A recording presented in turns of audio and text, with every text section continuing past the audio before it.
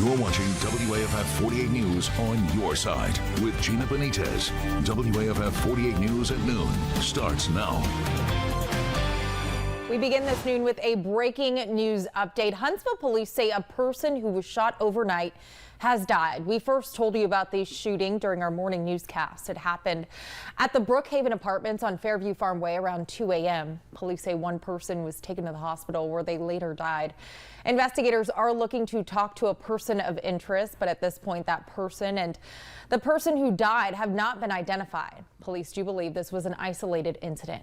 Now to more breaking news, this time in Florence, police are searching for a man considered armed and dangerous. Officers say the man attempted to rob the Jacks on Highway 72. The attempted robbery happened around 7:15 a.m. Officers say employees refused to give the man money and then he took off. Now, just minutes ago, police released this photo from security cameras inside that restaurant. The suspect was last seen wearing a green jacket with gray around the hood and a hoodie there. Now, this is important. Officers say if you do see this man, do not approach him. We do consider him armed and dangerous, even though a weapon was not seen. Just give us a call. We're still, going through the area, attempting to locate him. Authorities are urging you to call 911 instead. Well, some gut-wrenching images of the damage left behind from this weekend's storms in Tennessee continue to emerge. This is a bird's eye view of the damage in Clarksville, Tennessee. Now you can see that extensive damage to a school and nearby neighborhood. Here's a closer look at some of the damage in Clarksville. 2 adults and 1 child died as a result of a tornado there. Several people are without homes and hundreds are still in the dark, but you can see neighbors are helping neighbors. 2 adults and a 2-year-old child were also killed near Nashville. Dozens of injuries have also been reported across Tennessee. Crews are working around the clock to get the lights back on. Marissa Parra is on the ground with the latest. We're in Madison, Tennessee. This is one of the hardest hit areas. Every single one of these homes took a heavy hit from the tornado in some way. And it's just down the street that there were 3 people who lost their lives, 3 of the 6, including a mother and her toddler. Now, we understand that there's a lot of devastation, not just in Madison, but also in Clarksville, Tennessee. And that is an area that saw homes that were completely leveled by this tornado that came shrouded in darkness.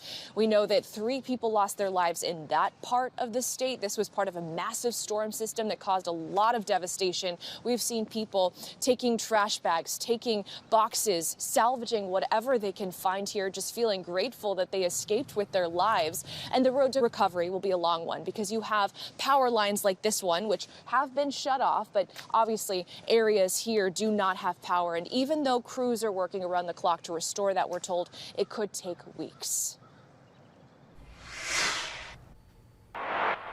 Yeah, that storm system that came through over the weekend, definitely a potent one. Today, we're dealing with the much cooler and chillier air behind it. We will see temperatures likely only top out in the 40s.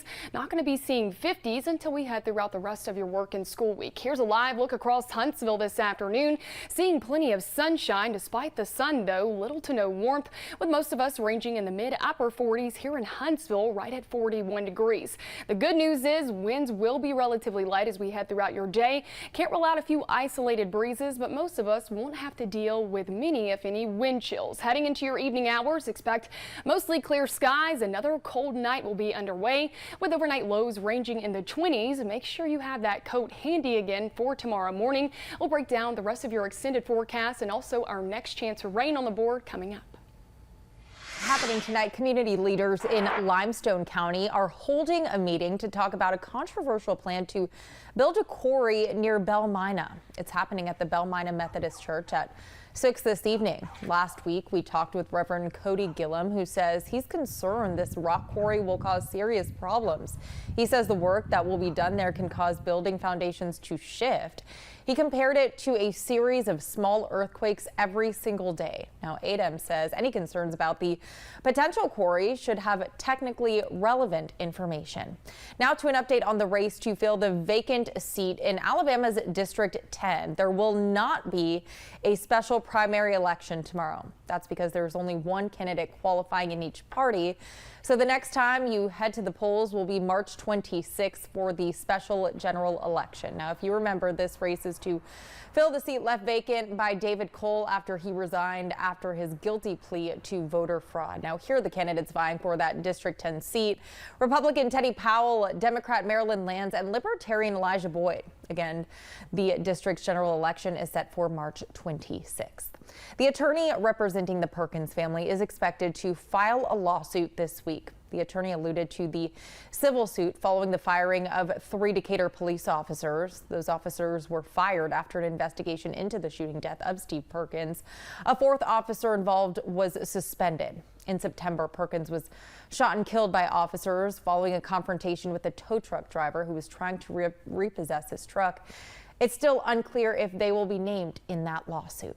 A Lauderdale County jury will decide whether a man is competent to stand trial for 6 counts of attempted murder. This is an unusual but legal proceeding in the state of Alabama. Prosecutors say Kyle Seeley attacked 4 members of his family with a machete in May of 2021. They all survived. He was arrested after a long standoff with police. Now, we're also expecting to see Curtis James Scherer's trial start today in Lauderdale County. He was arrested in December of 2021, accused of shooting a man named Larry Wayne Simpson to death. His attorneys say he was acting in self-defense and should be cleared under Alabama's Stand Your Ground law. Around Alabama, detectives in Tuscaloosa are hoping that a new high-tech crime lab will help them crack some cold cases. The Tuscaloosa County Sheriff's Office has added a new DNA machine to its crime lab. It's a forensic device that can recover trace amounts of DNA from old evidence in ways that have never been done before. Captain Jack Kennedy says the machine has a sterling record when it comes to collecting really small DNA samples. He says the device has the potential to help with years-long cold cases. We're also going to particularly put it to use on older unsolved cases that may have been sent off for testing multiple times under differing degrees of technology over the years. He says he knows of at least a handful of unsolved homicide cases where the new machine could make a difference.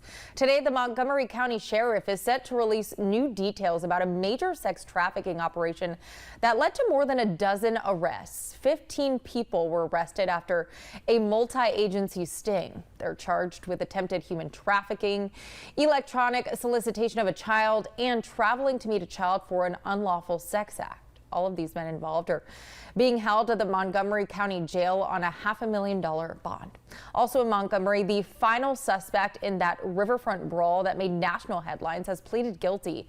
Reggie Ray received a 90-day suspended sentence after pleading guilty to disorderly conduct. If he completes 50 hours of community service and pays his court costs, his case will be dismissed. Police say Ray is the man seen here on this video hitting people with a folding chair.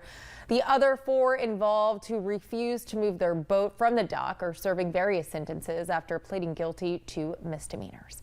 One of the Montgomery firefighters who was injured while on the job has returned to work. Adarius Wesley is now back at work after a 7-month-long recovery. He was injured trying to save 3 people from a house fire back in May.